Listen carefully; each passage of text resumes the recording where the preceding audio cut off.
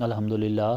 اللہ تعالیٰ کا لاکھ لاکھ شکر ہے کہ مالک الملک نے اپنی یاد کی توفیق اور موقع عطا فرمایا۔ لاکھوں اور کروڑوں درود حضرت محمد مصطفیٰ صلی اللہ علیہ وآلہ وسلم پر، جن کے طفیل مالک الملک نے یہ مہربانی عطا فرمائی۔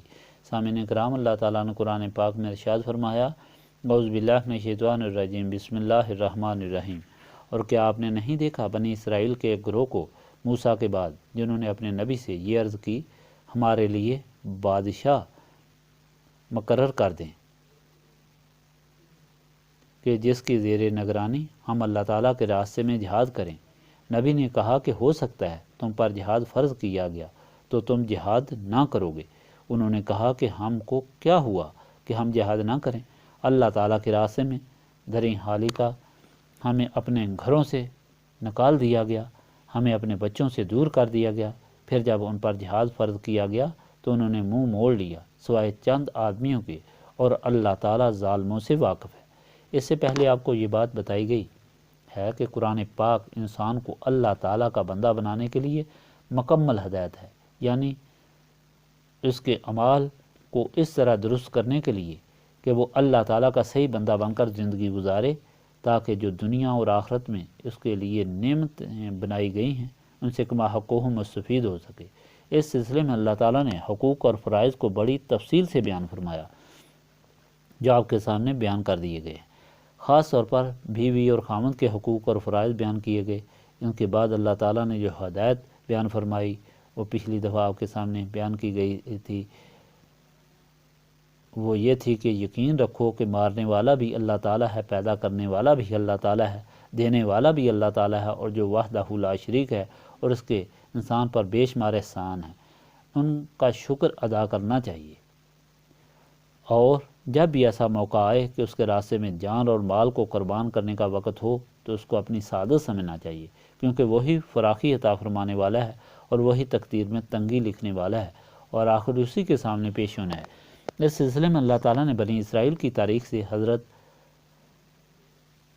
حزقیل کا واقعہ بھی بیان فرمایا، جو پچھلی دفعہ آپ کے سامنے بیان کیا تھا، جو موسیٰ کے بعد تیسرے خلیفہ تھے۔ یہ واقعہ نبی پاک صلی اللہ علیہ وآلہ وسلم سے کئی ہزار سال پہلے کا واقعہ ہے۔ ایک بستی کے لوگ موت کے ڈر سے اس جگہ بھاگ گئے، اور پھر اللہ تعالیٰ کے حکم سے ان پر موت واقع ہوئی اور وہ موت سے بچ نہ سکے۔ یہ واقعہ اس لیے بیان کیا گیا کہ اللہ تعالیٰ کے بندے اللہ تعالیٰ پر توکل کریں اور یہ نہ سمجھیں کہ ہم جہاد کے وقت گھر میں بستر پر لیٹ رہیں تو بچ جائیں گے۔ موت کا وقت مقرر ہے تو شرمندگی کی موت سے وہ موت بہتر ہے جو اللہ تعالیٰ کے راستے میں زندگی قربان کر کے آئے۔ اس طرح مال کی فراخی یا تنگی اللہ تعالیٰ کی طرف سے ہے۔ جب اللہ تعالیٰ کے راستے میں خرچ کرنے کا وقت آئے، کیونکہ جہاد میں خرچ کرنے کی بھی ضرورت ہوتی ہے، تو اس وقت انسان اپنا ہاتھ نہ کھینچے، اس لیے کہ اگر اللہ تعالیٰ چاہے تو وہ فراخی رزق عطا فرما دیتا ہے۔ اس سلسلے میں آج جو ارشاد پاک بیان کیا، یہ بھی مالک الملک کی طرف سے مخلوق خدا کے لیے ہدایت ہے، اور اس ہدایت کو اللہ تعالیٰ نے بنی اسرائیل کی تاریخ سے ہی بیان فرمایا ہے کہ وہ بنی اسرائیل جنہیں حضرت موسیٰ نے فرعون اور قبطیوں سے نجات دلائی تھی، اور جو فرعون اور قبطیوں کے ظلم کے شکنجے میں جکڑے ہوئے تھے، جن کے ساتھ انتہا درجے کا ظلم ہو رہا تھا کہ ان کے بچوں کو قتل کیا جا رہا تھا اور ان کی عورتوں کو کنیزیں بنایا جا رہا تھا، اور ان سے سخت کام لیے جا رہے تھے۔ جب انہوں نے اللہ تعالیٰ کے سامنے فریاد کی تو مالک الملک نے اپنا رسول حضرت موسیٰ بھیجے، جنہوں نے بنی اسرائیل کو نجات دلائی۔ لیکن جس طرح کہ اللہ تعالیٰ نے پہلے بیان فرمایا، اور یہ تاریخی حقیقت بھی ہے کہ انسان ناشکر ہے، جب اس پر اللہ تعالیٰ کا فضل و کرم اور مہربانی ہوتی ہے تو بجائے شکر کرنے کے وہ روح گرداں اور غافل ہو جاتا ہے۔ اسی طرح بنی اسرائیل بار بار شیطان اور نفس کی ماں پر اور بہکانے پر گھمراہ اور غافل ہوتے رہے، اور یہاں تک غافل ہو گئے کہ وہ مشرک بھی بن گئے، اور اللہ تعالیٰ سے غافل ہو کر اللہ تعالیٰ کی یاد کو بھی بھول گئے۔ دین موسیٰ کو بھی انہوں نے بھلا دیا، اور جب انہوں نے اللہ تعالیٰ کو بھلایا تو اللہ تعالیٰ نے بھی انہیں بھلا دیا، اور وہی قوم عمالقہ جس پر اللہ تعالیٰ نے بنی اسرائیل کو فتح عطا فرمائی تھی، پھر ان پر غالب آ گئی، اور ایک ایسا بادشاہ جالوت جو عملیق بن عاد کی اولاد سے تھا اور بہت ظالم تھا، اور ان پر مقرر ہو گیا، جس نے ان کے مردوں کو قتل کر دیا، 4000 شاہی خاندان کے شہزادوں کو قید کر لیا، انہیں وطن سے نکال دیا، اور یہ قوم شام اور فلسطین کے درمیان بحر روم کے ساحل پر آباد تھی، اور اس طرح انہوں نے ارد گرد کے جتنے بنی اسرائیل تھے انہیں انتہا درجے کے ظلم و ستم کے شکنجے میں جکڑ کر رکھ دیا، اور ان کی حالت پھر وہی ہوگی جو فرعون اور قبطیوں کے زمانے میں تھی۔ چونکہ انہوں نے اللہ تعالیٰ کو بلایا تھا، اس لیے اللہ تعالیٰ نے بھی انہیں بلا دیا۔ اس سارے عرصے میں اللہ تعالیٰ کا کوئی نبی نہیں آیا جو ان کو ہدایت دیتا، جو ان کے لیے دعا کرتا اور ان کی مصیبتیں دور ہوتیں۔ وہ اللہ تعالیٰ کے دین پر آ جاتے اور انہیں اللہ تعالیٰ کی مدد حاصل ہوتی، اور اسی طرح وہ ظلموں، تکلیفوں اور مصیبتوں سے نجات حاصل کرتے۔ جب انہیں اپنی مصیبتوں اور تکلیفوں کا احساس ہوا تو وہ حیران ہو گئے کہ اب کس کو وسیلہ پکڑیں، کس کے ذریعے اللہ تعالیٰ کی بارگاہ میں دعا کریں، کیونکہ کوئی نبی نہیں آیا تھا۔ پھر انہیں معلوم ہوا کہ انبیاء کے خاندان سے ایک عورت زندہ ہے جس کا بچہ پیدا ہونے والا ہے۔ چنانچہ وہ اس عورت کو لے گئے اور جا کر کمرے میں بند کر دیا کہ کہیں اس کو کوئی نقصان نہ پہنچے، اور انہوں نے دعائیں شروع کر دیں کہ یا اللہ اس کو کوئی فرزند عطا فرما۔ اور اس عورت نے بھی جا کر دن رات یہی دعا شروع کی کہ یا اللہ مجھے ایسا بچہ عطا فرما جو نرینہ اولاد ہو اور جو تیرے دین کی تبلیغ کرے اور میری اس قوم کو نجات دلائے۔ عورت کی دعا سنیں گی، بچہ پیدا ہوا اور اس کا نام شموئیل رکھا گیا۔ شموئیل عبرانی لفظ ہے، شمو کا مطلب ہے سمو سے ہے کہ سن لی گئی، اور ایل کا مطلب ہے اللہ تعالیٰ، یعنی اللہ تعالیٰ نے دعا سن لی۔ جس طرح حضرت اسماعیل حضرت ابراہیم کی دعا سے پیدا ہوئے اور یہ لفظ اسماعیل سے تھا یعنی سنی گئی، اور اللہ تعالیٰ نے حضرت ابراہیم کی دعا سنی اور ان کا نام اسماعیل رکھا گیا، اسی طرح شموئیل رکھا گیا۔ چنانچہ ان کو بیت المقدس میں بھیجا گیا کہ وہاں ایک بڑا دیندار عالم تھا، اس سے بیت المقدس میں رہ کر تورات پڑھیں، سیکھیں اور پھر مخلوق خدا کو آ کر سمجھائیں۔ سن بلوغت تک وہ رشد و ہدایت میں رہے۔ ایک رات وہ سوئے ہوئے تھے تو حضرت جبرائیل تشریف لائے۔ انہوں نے ان کے استاد کی آواز بنا کر آواز دی کہ شموئیل۔ وہ ایک دم اٹھے اور اپنے استاد کے پاس گئے اور جا کر کہا کہ آپ نے مجھے بلایا ہے۔ استاد سمجھ گیا اور اس نے کہا کہ اگر میں نے سچ بات بتائی تو یہ ڈر جائیں گے۔ تو انہوں نے کہا کہ جاؤ اور جا کر سو جاؤ۔ جب وہ سو گئے تو پھر اسی استاد کی طرف سے آواز آئی، شموئیل۔ پھر دوڑ کر گئے اور کہا کہ آپ نے مجھے بلایا۔ تو استاد نے کہا کہ جاؤ اور سو جاؤ، اگر میں بلاؤں تو تب بھی نہ آنا۔ چنانچہ وہ جا کر سو گئے تو حضرت جبرائیل خود ظاہر ہو گئے اور انہوں نے آ کر انہیں جگایا اور کہا کہ تم کو اللہ تعالیٰ نے نبی بنایا ہے، تمہیں مبارک ہو، اللہ تعالیٰ نے تمہیں لوگوں کو ہدایت کا ذریعہ بنایا ہے، اور اب تم جاؤ اور اس قوم کو ہدایت دو کہ جو ان پر عذاب، مصیبتیں، تکلیفیں اور تنگیاں ہیں، ہر قسم کے ظلم ہیں، یہ اس وجہ سے کہ انہوں نے اللہ تعالیٰ کو بھلا دیا۔ یہ اللہ تعالیٰ کو یاد کریں، توبہ کریں اور گناہوں کی معافی مانگیں اور صحیح طور پر دین موسیٰ پر چلیں تو ان کے سارے عذاب اور ساری تکلیفیں دور ہو جائیں گی۔ چنانچہ حضرت شموئیل اپنی قوم کی طرف گئے اور جا کر اعلان کیا کہ لوگو، میں اللہ تعالیٰ کی طرف سے رسول بن کر، نبی بن کر آیا ہوں۔ یہ تمہارے لیے ہدایت لایا ہوں کہ تم اللہ تعالیٰ کو بھول گئے تھے، اس لیے اللہ تعالیٰ نے تمہیں بلا دیا ہے اور تم پر یہ ظلم روا رکھے گئے، اور وہی تکلیفیں تم پر آ گئی ہیں جو تمہارے آباء و اجداد پر فرعون کی طرف سے تھیں۔ اب اگر تم ان سے نجات چاہتے ہو تو توبہ کرو اور اللہ تعالیٰ کو یاد کرو تاکہ تمہاری تکلیفیں، مصیبتیں اور ظلم دور ہو جائیں۔ تو انہوں نے کہا کہ تم اتنی جلدی نبی کس طرح بن گئے ہو؟ کل تو تم بچے تھے۔ انہوں نے کہا کہ یہ اللہ تعالیٰ کی مرضی ہے اور میں اللہ تعالیٰ کی طرف سے بھیجا گیا ہوں۔ انہوں نے کہا اچھا، اگر تم اللہ تعالیٰ کے نبی ہو تو ہمارے لیے ایک بادشاہ مقرر کرو جس کی میت میں ہم اللہ تعالیٰ کے راستے میں جہاد کریں۔ انہوں نے کہا میں دعا کروں گا اور اللہ تعالیٰ کے حکم کے مطابق میں تمہارے لیے بادشاہ سردار بھی مقرر کرتا ہوں، لیکن تم پھر نہ جانا۔ انہوں نے کہا کہ ہم کیوں پھریں گے؟ ہم تو اللہ تعالیٰ کے راستے میں جہاد کریں گے۔ ہم پر تو بہت ظلم ہوا، ہمارے لوگ قتل ہوئے، ہمارے بچے چھینے گئے ہیں،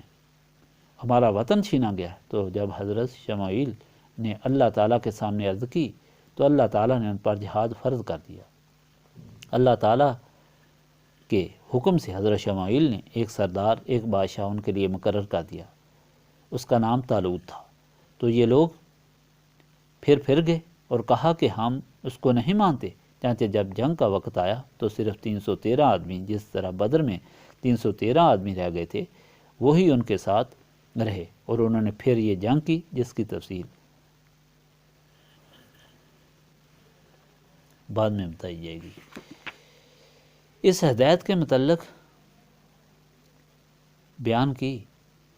ابھی آپ کے سامنے بیان کی، جس میں تاریخ کا حوالہ دیا گیا، اس میں چند باتیں سمجھنے والی اور غور طلب ہیں۔ سب سے پہلی بات جو سمجھنے والی ہے وہ یہ کہ اللہ تعالیٰ جس قوم کو نجات دیتا ہے وہ ہمیشہ اپنے رسول اور اپنے بندے کے ذریعے دیتا ہے، اور اللہ تعالیٰ کا رسول اور اللہ تعالیٰ کا بندہ ہی مخلوق خدا کے لیے دعا کرتا ہے، اور جب وہ دعا ہوتی ہے تو پھر اللہ تعالیٰ ایسا عادل حاکم ان پر مسلط کرتا ہے جس سے ان کی تکلیفیں اور مصیبتیں دور ہو جاتی ہیں۔ یعنی اللہ تعالیٰ کے ساتھ جو تعلق ہوتا ہے اور جو اللہ تعالیٰ کی بندگی اور غلامی اختیار کی جاتی ہے وہ اللہ تعالیٰ کے رسول اور نبی کے ذریعے کی جاتی ہے، اور جو نجات ملتی ہے وہ بھی اللہ تعالیٰ کے نبی کے ذریعے میں ہی ملتی ہے۔ وہ تمام نبی جن کے قصے قرآن پاک میں آئے وہ سب مخلوق خدا کی نجات کے لیے آئے،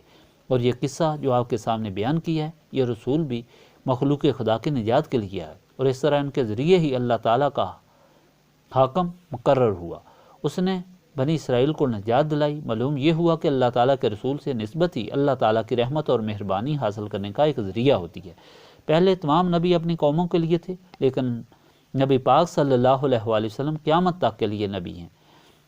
اور یہ ساری مخلوق کے لیے، سارے جہانوں کے لیے، جہاں بھی جو قوم بھی جس جگہ بھی آباد ہے، قیامت تک کے لیے یہ نبی صلی اللہ علیہ وآلہ وسلم ان سب کے سردار ہیں، اور حضور پاک صلی اللہ علیہ وآلہ وسلم سے نسبت ہی نجات کا ذریعہ ہے۔ یہ سمجھنے والی بات ہے کہ نبی پاک صلی اللہ علیہ وآلہ وسلم سے نسبت ہی ذلت اور رسوائی اور خواری سے نجات کا ذریعہ ہے، ہماری تکلیفوں مصیبتوں سے بچنے کا ذریعہ ہے۔ نبی پاک صلی اللہ علیہ وآلہ وسلم سے نسبت ہے، لیکن شیطان اور نفس کی ماں پر ہم اپنی خواہشات کا حل امریکہ، یورپ کے مے خانوں میں تلاش کرتے ہیں۔ دراصل اس کا علاج نبی پاک صلی اللہ علیہ وآلہ وسلم کے قدموں اور غلامی میں ہے۔ اگر یہ نسبت قائم ہو جائے تو حضور پاک صلی اللہ علیہ وآلہ وسلم کے طفیل ہمارے ایسے حالات پیدا ہوں گے اور ہم پر ایسے حاکم مسلط ہوں گے جو واقعی مخلوق خدا کی خدمت گزار ہوں گے اور ان کے لیے بہتر اور مفید ثابت ہوں گے۔ دوسری بات جو سمجھنے والی ہے وہ یہ کہ جو پہلے آپ کو قصہ سنایا اس میں بھی اور جو ابھی اللہ تعالیٰ کا ارشاد سنایا اس میں بھی، یعنی دونوں واقعہ نبی پاک صلی اللہ علیہ وآلہ وسلم سے کئی ہزار سال پہلے کے ہیں۔ اب سننے اور دیکھنے میں فرق ہے۔ سننا اور پڑھنا تو یہ ہے کہ کسی کتاب سے یا کسی آدمی سے سن لینا، لیکن دیکھنے کا مطلب یہ ہے کہ اپنی آنکھوں سے کوئی واقعہ دیکھنا۔ تو حضور پاک صلی اللہ علیہ وآلہ وسلم کو اللہ تعالیٰ نے مخاطب کر کے یہ کہا کہ آپ صلی اللہ علیہ وآلہ وسلم نے حضرت حزقیل کا قصہ نہیں دیکھا؟ کیا آپ نے شمعول کا قصہ نہیں دیکھا؟ تو اس سے یہ معلوم ہوا کہ وہ تمام قصے نبی پاک صلی اللہ علیہ وآلہ وسلم کی آنکھوں کے سامنے تھے۔ یہ اللہ تعالیٰ کے اس ارشاد پاک کی تصدیق ہوتی ہے جس میں اللہ تعالیٰ نے یہ ارشاد فرمایا کہ اے نبی صلی اللہ علیہ وآلہ وسلم، ہم نے آپ کو تمام مخلوق پر گواہ بنا کر اور خوشخبری دینے والا اور ڈر سنانے والا بنا کر بھیجا ہے، یعنی تمام کائنات کی مخلوق کے لیے بھیجا ہے۔ تمام کائنات کی مخلوق جو گزر چکی ہے یا گزرے گی، ازل سے لے کر قیامت تک جو مخلوق ہے اس کے اعمال نبی پاک صلی اللہ علیہ وآلہ وسلم کی آنکھوں کے سامنے ہیں، اور نبی پاک صلی اللہ علیہ وآلہ وسلم کا نور ہی آدم کی پشت میں تھا، جس کے طفیل آدم نے تمام تاریخی حقائق بتا دیے جو فرشتے نہیں بتا سکے، جس کی بنا پر آدم کو اشرف المخلوقات بنایا گیا۔ تو معلوم یہ ہوا کہ حضور پاک صلی اللہ علیہ وآلہ وسلم کے سامنے کوئی چیز پوشیدہ نہیں، ازل سے لے کر قیامت تک ہر چیز حضور پاک صلی اللہ علیہ وآلہ وسلم کے سامنے ہے۔ اس لیے کہ تمام کائنات حضور پاک صلی اللہ علیہ وآلہ وسلم کے سامنے ہے، اس لیے تمام کائنات حضور پاک صلی اللہ علیہ وآلہ وسلم کے لیے ہی بنائی گئی ہے۔ حدیث قدسی ہے، اگر آپ صلی اللہ علیہ وآلہ وسلم کو پیدا نہ کرتے ساری کائنات کو پیدا نہ کرتے۔ معلوم یہ ہوا کہ سب چیزیں حضور پاک صلی اللہ علیہ وآلہ وسلم کے لیے ہی بنائی گئی ہیں، سب چیزیں حضور پاک صلی اللہ علیہ وآلہ وسلم کے سامنے ہیں، اور سب چیزوں پر اللہ تعالیٰ کی مہربانی اور رحمت حضور پاک صلی اللہ علیہ وآلہ وسلم کے طفیل ہے۔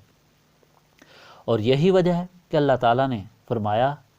کہ حضور پاک صلی اللہ علیہ وآلہ وسلم ہی رحمت للعالمین ہے، تمام عالمین کے لیے۔ جن عالمین کا اللہ تعالیٰ رب ہے ان کے لیے حضور پاک صلی اللہ علیہ وآلہ وسلم رحمت ہیں۔ اللہ تعالیٰ نے حضور پاک صلی اللہ علیہ وآلہ وسلم کو رحمت بنایا تو تمام کائنات کے لیے نجات اور اللہ تعالیٰ کی بندگی نبی پاک صلی اللہ علیہ وآلہ وسلم کی نسبت اور غلامی سے حاصل ہو سکتی ہے۔ اس لیے اگر آج بھی اپنی مشکلات، تکالیف، ذلت اور رسوائی سے نجات کا ذریعہ چاہتے ہیں تو وہ صرف ایک ہی ہے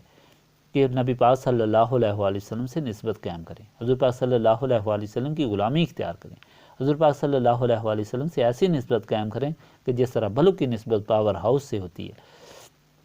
نسبت قائم ہوتے ہی، کنیکشن قائم ہوتے ہی بلب منور ہو جاتا ہے، خود بھی روشن ہوتا جاتا ہے اور ماحول بھی روشن ہو جاتا ہے۔ اس طرح اگر ہماری نسبت نبی پاک صلی اللہ علیہ وآلہ وسلم سے قائم ہو جائے تو ہمارے دل و دماغ روشن ہو جائیں گے،